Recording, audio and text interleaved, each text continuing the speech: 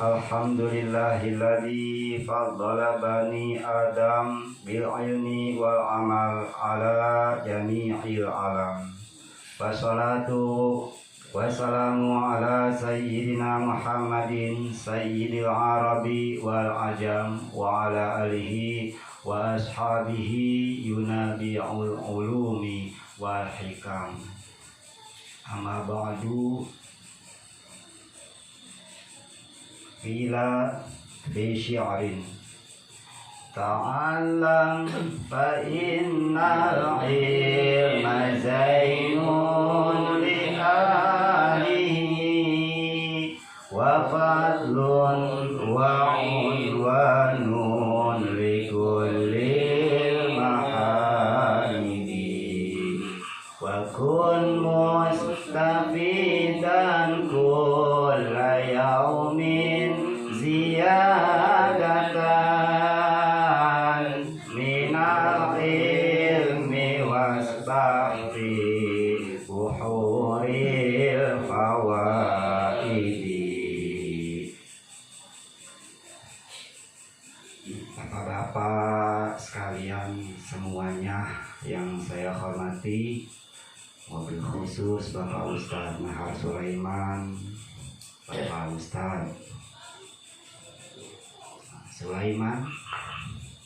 Jadi ada Bapak Ustadz Nahar Sulaiman, ada Bapak Ustadz Sulaiman. Jadi kamu bareng. Tapi yang alhamdulillah bisa menemani kita. Amin ya rabbal alamin. Mudah-mudahan kita semua diberikan kesehatan oleh Allah Subhanahu wa taala. Dan bapak-bapak sekalian yang saya tidak sebutkan satu persatu, namun tidak mengurangi rasa hormat dan ta'zim saya. Pada malam hari ini yang biasanya Pak Ustadz Madinah ya, Pak Ustadz Madinah biasanya kajiannya fikih ya, fikih ya. Biasanya kajiannya fikih, tapi ini sekarang bukannya ada perubahan, ini bukan. Ini mencoba kita membuka kitab Ta'limul Muta'allim. Semalam Bapak Ketua Pak RT Abdurrahman bisik-bisik, udah itu aja katanya Ta'limul Muta'allim gitu. Kita semua nggak sempat datang ke sana karena ada takziah. Jadi harap dimaklum, yang lain nih semua nih teman-teman kita yang lain ini ada takziah. Jadi nggak bisa datang ke sini. Ya termasuk yang biasa ngisi di sini yaitu Bapak Ustadz Madinah nggak bisa datang halangan takziah. Jadi ini mah saya ibaratnya ngebadalin ya, iya, daripada kosong gitu. Jadi kita kan pengennya biar ada istiqomahnya gitu. Jadi terus saja kan ngaji sangat penting, sangat diperlukan ya namanya istiqomah. Terlebih lagi di sini di kitab ini, dibahas banget itu tentang istiqomah. Jadi ini mah pengenalan aja dulu tentang kitab Ta'limul Muta'allim ila Thoriqi Ta'allum. Jadi kitab Ta'limul Muta'allim ini mau di dalamnya membahas bagaimana cara menuntut ilmu gitu. Terus adab-adabnya, akhlak kita kepada ilmu, yang tujuannya agar apa yang kita dapat, ilmu yang kita dapat ini menjadi manfaat sampai ke bawah mati, sampai ke bawah meninggal dunia. Jangan sampai manfaatnya di dunia saja gitu. Soalnya di dunia makan sebenarnya ya kecil lah, dunia mah kecil banget. Kalau kita mau kita bandingkan dengan akhirat, sangat kecil dunia mah. Makanya jangan sampai kita menuntut ilmu cuma manfaat di dunia saja, tapi nggak bisa kebawa ke akhirat. Karena dunia ini kan ladang akhirat. Kita bercocok tanam di sini buat akhirat.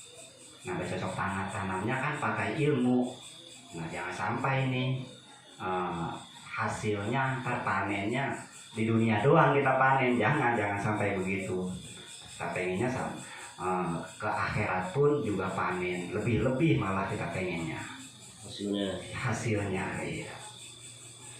Jadi kitab Ta'limul Muta'alim ini pengarangnya adalah penyusun musonif, yaitu Syekh Az-Zarnuji. Syekh Az-Zarnuji ini nama aslinya adalah Syekh Burhanuddin. Syekh Burhanuddin Az-Zarnuji. Kenapa dinamain Az-Zarnuji? Nah, Az-Zarnuji ini diambil dari nama tempat beliau nih.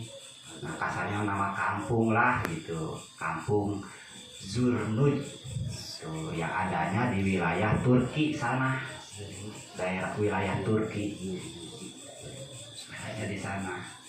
Nah, masalah kelahirannya masih banyak perdebatan lahirnya, apakah di kampung itu ataukah di mana gitu. Yang jelas dari situ dia tempatnya gitu, nama kampungnya kampung Zurnuj yang adanya di wilayah Turki.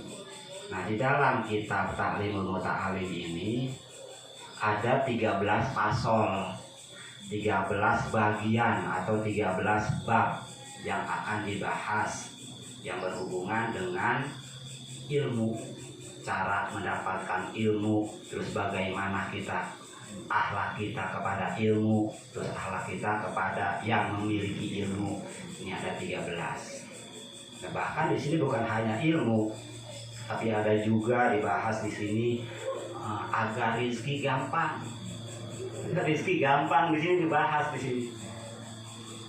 Bab terakhir fasun fima yajlibu rizqo, pasal yang menerangkan tentang apa-apa yang dapat menarik rezeki. Dibahas di sini. Nanti itu Mas. Sekarang yang terima kita ke ilmu aja dulu. Nah, ini bab yang pertamanya di dalam kitab ini, yaitu faslun fi mahiyatil ilmi wal fiqhi wa fadlihi. Jadi bab yang pertama yaitu pasal yang menerangkan tentang hakikat ilmu, terus juga menerangkan tentang hukum belajar ilmu, hukum belajarnya, terus juga menerangkan tentang keutamaan ilmu. Sedikit aja ini mah dalam rangka pengenalan. Nanti kalau yang lebih jelasnya mungkin bisa jadi nanti guru kita Kiai Ubaid Badrudin yang akan menjelaskan lebih dalam. Ini mah sebagai perkenalan aja. Jadi pasal yang pertama ini menerangkan tentang hakikat ilmu. Apa sih ilmu hakikatnya? Ya, kita mah gampangnya aja. Ilmu itu adalah kayak ada tuh hadis apa itu, al ilmu nurun wal jahlu zolamun. Jadi ilmu itu seperti atau bagaikan cahaya. Ilmu itu laksana cahaya. Ajamu al jahlu zolamun, dan bodoh itu laksana kegelapan. Jadi ilmu adalah diseumpamakan seperti cahaya yang menerangi kegelapan. Jalan di tempat gelap, bawa motornya lampunya mati. Kira-kira ada lubang di depan, kelihatan apa enggak itu lubang di depan? Iya, enggak. Kalau udah nggak kelihatan begitu, diseruduk nggak kira-kira itu lubang? Kan diruduk juga ya. Apa yang terjadi? Jatuh kan gitu. Jadi pasti bahaya. Kecuali Ustadz Nahar tuh udah apal ya. Iya. Iya. Enggak mobil khusus. Itu nggak foto matinya lampunya mati juga emang jalanannya apal. Ini lubang ini bukan apal. Pokoknya mantap. Iya, terobosannya mantap. Itu bukan berarti nggak ada cahaya itu. Cahayanya ada, cuman nggak kelihatan. Pakai cahaya batin, cahaya hati beda lagi. Nah ini ilmu diserupakan, diibaratkan yaitu seperti cahaya yang menerangi kegelapan. Saya kayak kalau ngajarin anak-anak ini, ngaji anak-anak ini mah ke anak-anak begini bunyinya. Al ilmu nurun, ilmu itu cahaya. Al jahlu zolamun, bodoh itu kegelapan. Al ilmu nurun, ilmu itu cahaya. Al jahlu zolamun, bodoh itu kegelapan. Ilmu adalah penerang kehidupan. Rajin belajar itu menyenangkan. Ini membuat anak kecil bisa pada rajin belajar maksudnya. Yang ini juga anak kecil semua. Iya ya. Iya. Terus kelanjutannya.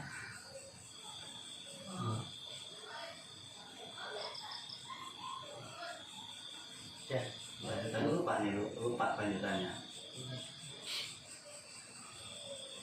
Dunia ini sangat gelap gulita, ilmu agama itu mataharinya. Dunia ini sangat gelap gulita, ilmu agama itu mataharinya. Semua pada nyautin al ilmu nurun, ilmu itu cahaya. Al jahlu zolamun, bodoh itu kegelapan. Gitu. Jadi ilmu itu seperti cahaya. Nah, terus selanjutnya di pasal yang pertama yaitu menerangkan tentang hukum belajar ilmu.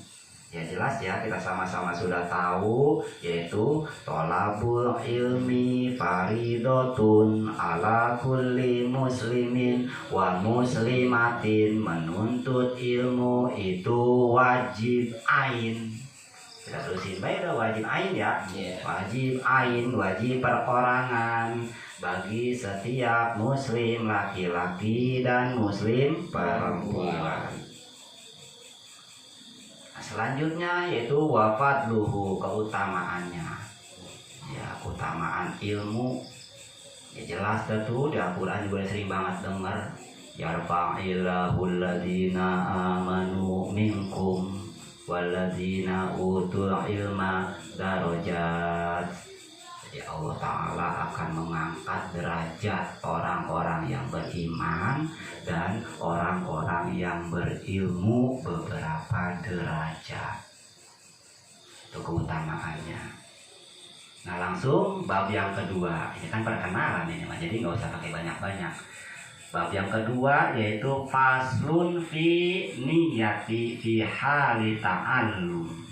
Itu menerangkan pasal yang menerangkan di dalam niat di dalam mencari ilmu atau niat di dalam menuntut ilmu. Al-amalu bin niat. Jadi amal itu bagaimana niatnya.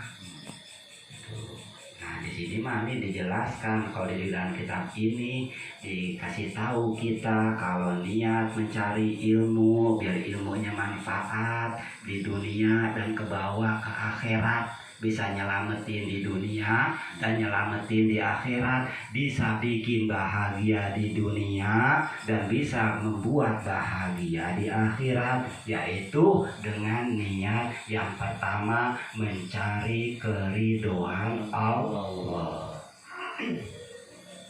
Dan niat yang lain itu ridho Allah ya udah. Terus yang kedua yaitu menghilangkan kebodohan. sesuai tadi tuh kita udah lantunin ya, bukan nyanyiin. Iya, syair, ada syairnya. Jadi kebodohan itu adalah kegelapan. Jadi niatin menuntut ilmu yaitu menghilangkan kebodohan. Jangan sampai gelap pikiran kita ini. Tuh. Dulu mah malah udah di dalam kitab Fathul Alam tuh yang kita ngaji malam Selasa, pembahasan Aqidatul Awam, bahwa akal ini butuh yang namanya petunjuk, butuh yang namanya bimbingan. Makanya Allah Ta'ala menjadikan akal juga mengutus para rasul, supaya akal kita ini ada yang bimbing. Tuh. Sampai bahasanya di situ laulal akla, seandainya enggak ada akal maka Allah tidak akan mengutus para rasul.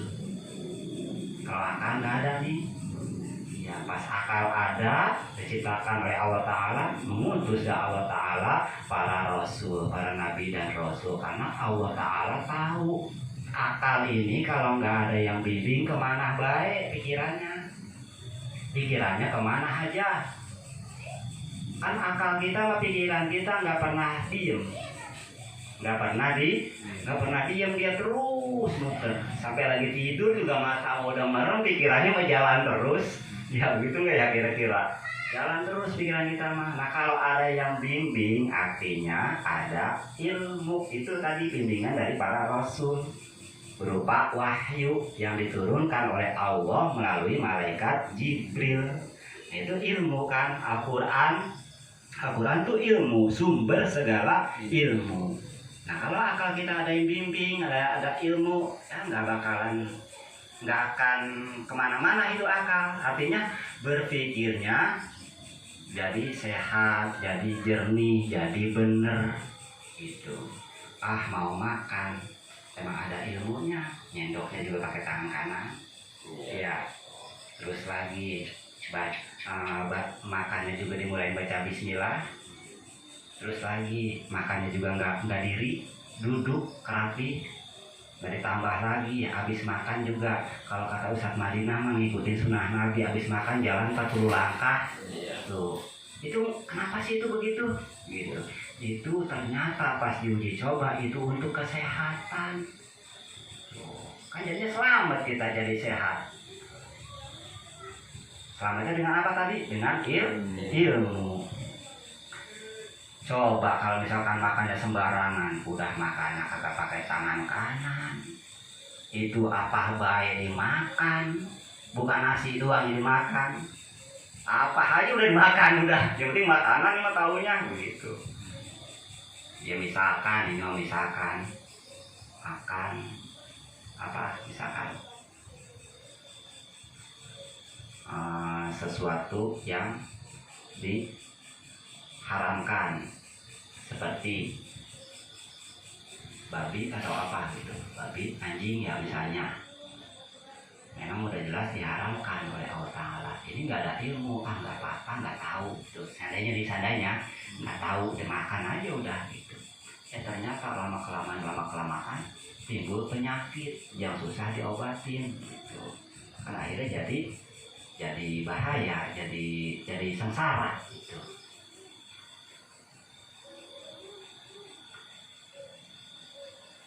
Terus selanjutnya pasal yang selanjutnya yaitu pasal yang ketiganya, faslun fi ikhtiyaril ilmi wal ustadi wasyariki wasabati alaihi, yaitu pasal menerangkan di dalam memilih ilmu. Nah ini ilmu juga nggak sembarangan, jangan main pelajarin baik gitu. Yang namanya ilmu nggak beres mah ya tinggalin dah gitu, jangan dipelajarin. Tapi yang ilmu-ilmu yang menyelamatkan ya kita pelajarin. Seperti ilmu-ilmu yang fardu ain, kayak semalam udah tuh kita sama-sama bahas ilmu yang fardu ain seperti ilmu tauhid, ilmu tentang ketuhanan, tentang kenabian, biar kenal kita sama para nabi rasul, kenal sama Allah Ta'ala. Terus ilmu tentang malaikat, kenal kita sama malaikat, hari kiamat juga kena tahu gitu. Akhirnya bertambah yakin adanya surga, adanya neraka, akhirnya tambah yakin itu ilmu-ilmu yang fardu ain, ilmu tauhid, terus lagi ilmu fikih, itu ilmu yang fardu ain, ilmu tasawuf atau ilmu akhlak, ilmu fardu ain. Malah kalau guru nggak pernah dulu ngasih taunya begini, tiga ilmu itu seperti sebuah bangunan rumah megah, bagus banget itu rumah gitu. Nah, ilmu tauhid adalah rumahnya. Nah, terus ilmu fikih itu isi rumah. Seperti ya perabot rumah dah, ada tempat tidur, ada ini, ada itu. Kan dia tambah cakep tuh rumah ya. Rumah megah, cakep banget itu rumah, tapi kosong gitu, nggak ada apa-apaan. Kira-kira gimana kan? Nggak bagus juga kelihatannya, nggak indah gitu. Tapi kalau ada isinya kan jadi cakep. Nah terus ilmu tasawuf diibaratkan pembersih, kayak sapu, kain pel gitu. Lah rumah udah bagus banget, isinya juga mewah-mewah, cakep-cakep, cakep banget lah. Tapi kagak pernah dibersihin, kira-kira bagaimana itu? Iya, ada debu masuk, nempel lah segala macem. Akhirnya nggak ada, jadi membawa penyakit itu rumah gara-gara nggak pernah dibersihin. Gitu juga di kita butuh ilmu yang tiga itu, ilmu tauhid, fikih, tasawuf. Jadi badan kita ini ya bisa kita seumpamakan seperti bangunan itu tadi, rumah, isi rumah, dan pembersih rumah. Jadi harus ada semua, ilmu tauhid, ilmu fikih, ilmu tasawuf. Makanya hukumnya pun fardu ain, nggak bisa diwakilkan, itu harus sendiri-sendiri belajar. Oh ini saya nggak bisa belajar ilmu tauhid, nggak mau paham, nggak apa-apa, karena bisanya tidak wajib. Yang wajibnya belajarnya, bisanya mah nggak wajib. Malah ada yang bilang orang yang di dunia rajin ngaji, rajin belajar ilmu agama, tapi nggak bisa, ini di akhirat nanti jadi orang alim. Ada yang bilang begitu, nggak bisa, tapi di akhirat jadi orang alim. Kok bisa begitu ya?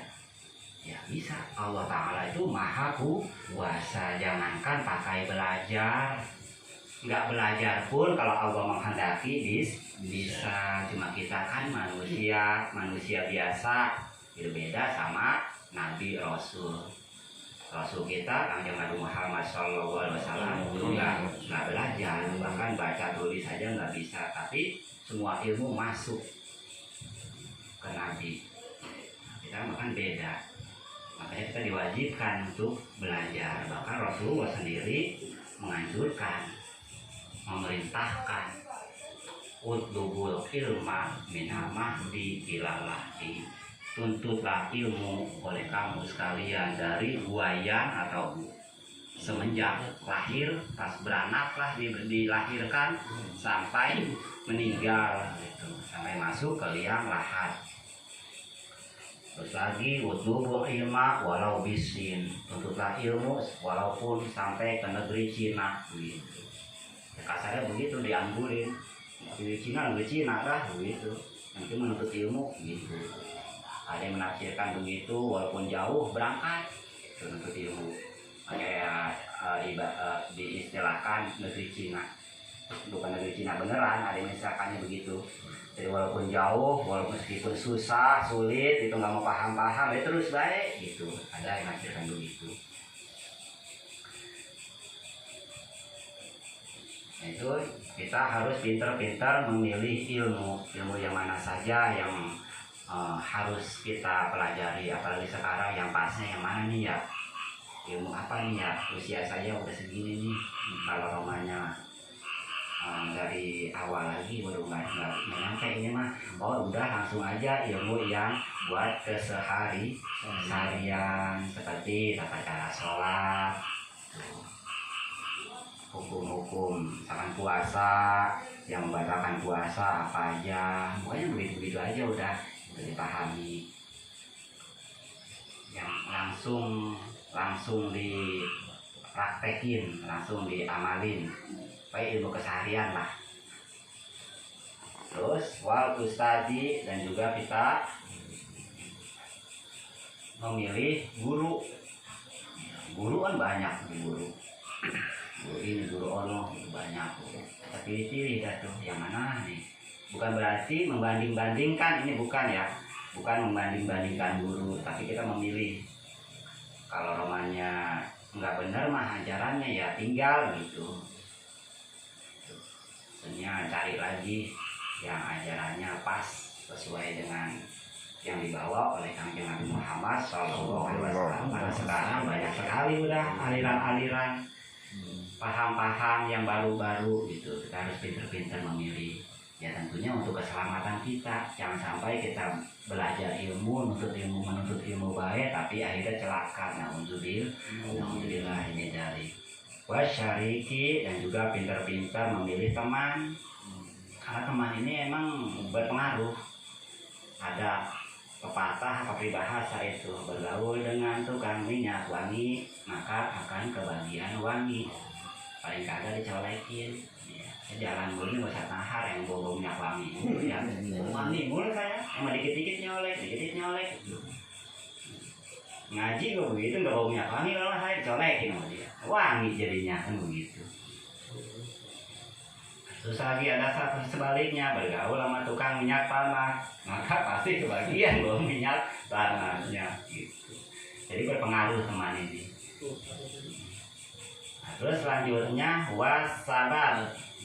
wasabat alaih, dan tekun atas ilmu, tekun istiqomah nih kayak di malam Rabu ini, terus berjalan gitu. Man sabat nabat, siapa orang yang netep atau tekun maka tumbuh, insya Allah tumbuh ntar, tumbuh jadi ya pokoknya dapat ilmu lah, terus majlisnya juga terus bisa berkembang, kayak majlis taklim, ngaji rosok, emang netep kan man sabat nabat, siapa orang yang netep akan tumbuh lah tuh. Sekarang udah mulai ditumbuh gitu. Kalau udah tumbuh maka udah pasti ntar tumbuh daun, tumbuh buah, jadi manfaat ke orang banyak semua.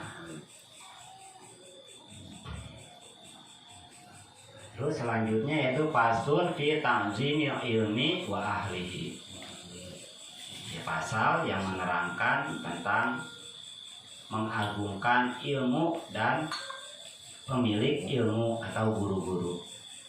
Jadi sama ilmu kita harus ta'zim, kita harus hormat sama gurunya juga.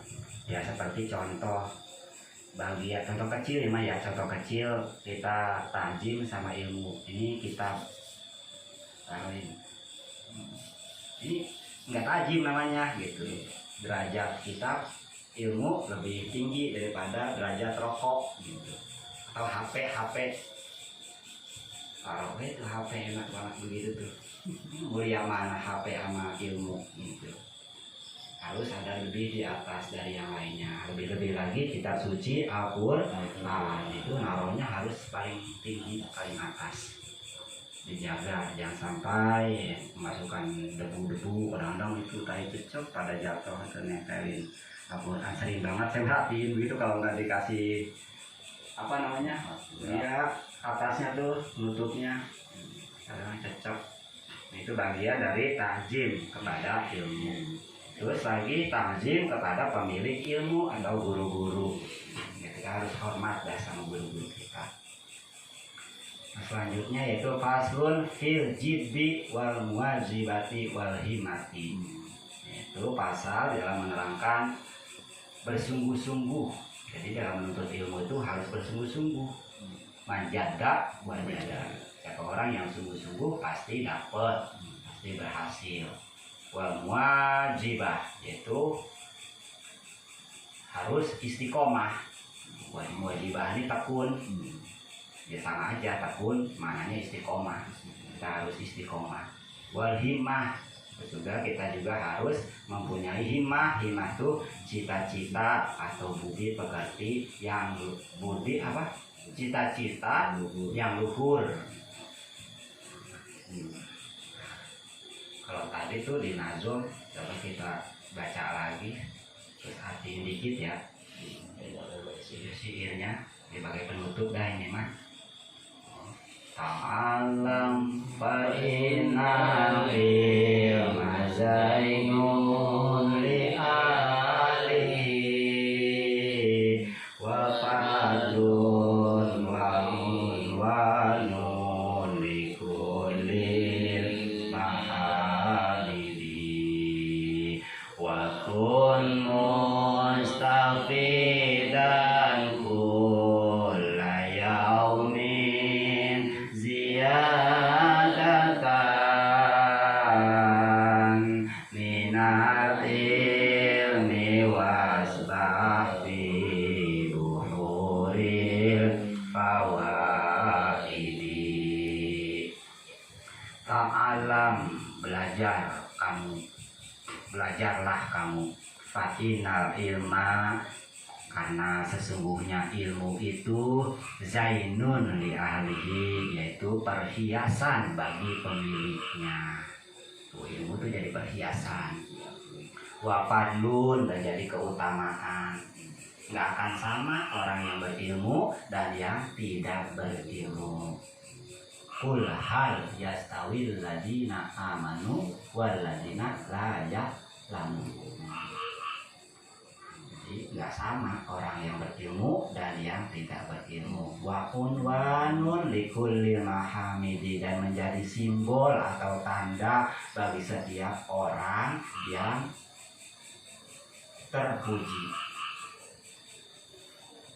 Wa kun mustafidan, jadilah kamu itu bermanfaat, memberikan manfaat kulla yaumin setiap harinya, ziyadatan minal ilmi yaitu dengan bertambahnya ilmu.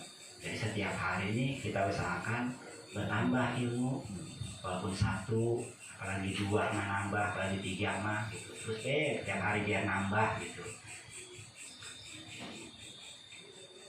Wasbah fi buhuril fawaidi, dan berenanglah kamu dalam lautan kemanfaatan.